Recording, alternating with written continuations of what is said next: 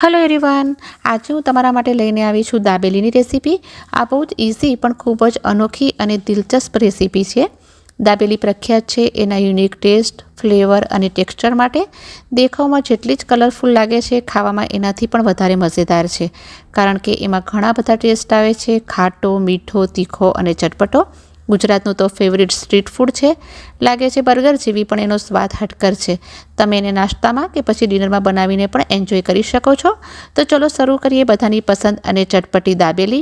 આમલીની ચટણી બનાવવા માટે અડધો કપ આમલીનો પલ્પ નીકાળીને લઈ લીધો છે।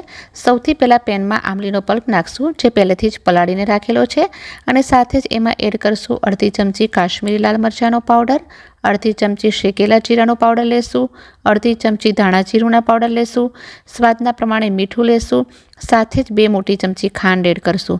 પહેલાં આપણે ખાંડને સારી રીતે મેલ્ટ કરી લેશું અને એના પછી સ્લો ફ્લેમ પર 3 થી 4 મિનિટ માટે પકવશું।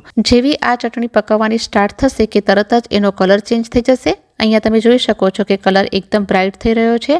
જેવી જ એ આ ટેક્સચર પર પહોંચશે કે થોડીક ઘટ થવા માંડશે, ગેસની ફ્લેમને બંધ કરી લેશું। જો તમે એને બહુ વધારે કૂક કરશો તો આમાં લમ્પ્સ પડી જશે। તો અહીંયા આપણી આમલીની ચટણી બનીને રેડી છે। એને ઠંડી કરી લેશું અને એના પછી એને યુઝ કરવાની। આ ચટણીને તમે ફ્રીઝમાં 1 મહિના સુધી રાખી શકો છો અને યુઝ કરી શકો છો। હવે આપણે જઈએ ચીલી ગાર્લિક ચટણી બનાવવાની પ્રોસેસમાં। તો અહીંયા મેં સૂકા લાલ મરચાંને અડધો કલાક પહેલાં ગરમ પાણીમાં પલાળીને રાખ્યા હતા। હવે એક મિક્સી જારમાં પલાળીને રાખેલા લાલ મરચાં નાખી દઈશું।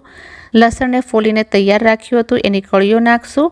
1 મુઠ્ઠી શેકેલા સિંગદાણા નાખશું। આનાથી ચટણીનો સ્વાદ ખૂબ જ સરસ આવે છે અને ચટણીમાં બાઇન્ડિંગ પણ આવશે। સાથે જ એડ કરશું કાશ્મીરી લાલ મરચાંનો પાવડર, એનાથી કલર પણ બહુ સરસ આવશે। મીઠું નાખશું સ્વાદના અનુસાર। લીંબુનું જ્યુસ નાખશું અડધી ચમચી, અને મરચાંનું પાણી જે બચાવીને રાખ્યું હતું એ પણ એડ કરી લઈશું। હવે જારનું ઢાંકણ બંધ કરી અને એને બ્લેન્ડ કરી લઈએ। તો આ છે આપણી ચીલી ગાર્લિક ચટણી બનીને તૈયાર। હવે આપણે બનાવશું મસાલાવાળા શિંગદાણા। એક પેનમાં 2 ટેબલસ્પૂન તેલ લેશું। તેલ ગરમ થાય એટલે એમાં એડ કરશું હળદર, હિંગ અને કાશ્મીરી લાલ મરચાંનો પાવડર। મેં અહીંયા અડધો કપ શિંગદાણાને શેકીને રાખ્યા છે અને એની સ્કીનને નીકાળી લીધી છે, એ પણ નાખી દેશું।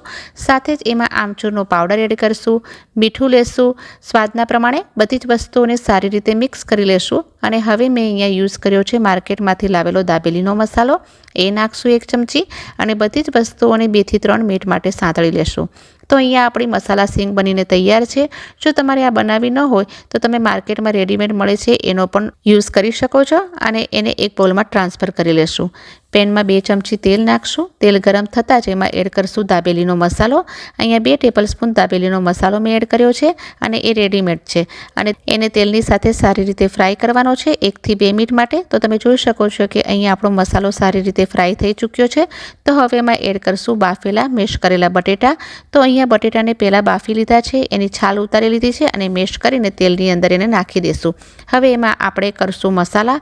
એના માટે એમાં એડ કરશું અડધી ચમચી કાશ્મીરી લાલ મરચાંનો પાવડર।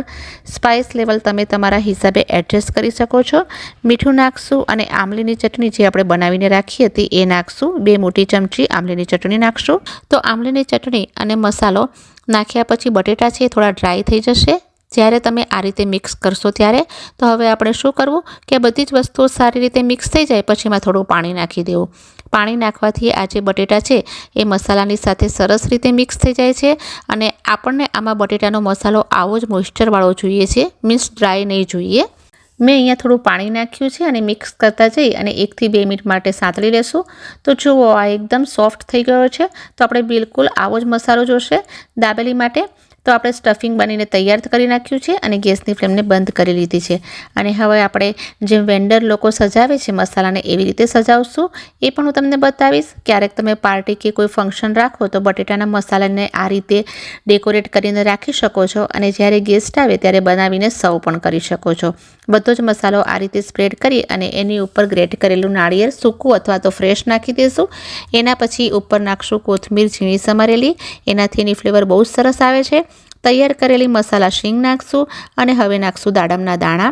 દાડમના દાણા નાખવાથી દાબેલી કલરફુલ દેખાય છે અને સ્વાદમાં ખૂબ જ સરસ લાગે છે, અને એનો જે ક્રંચ હોય છે એ દાબેલીના ટેસ્ટને એન્હાન્સ કરે છે।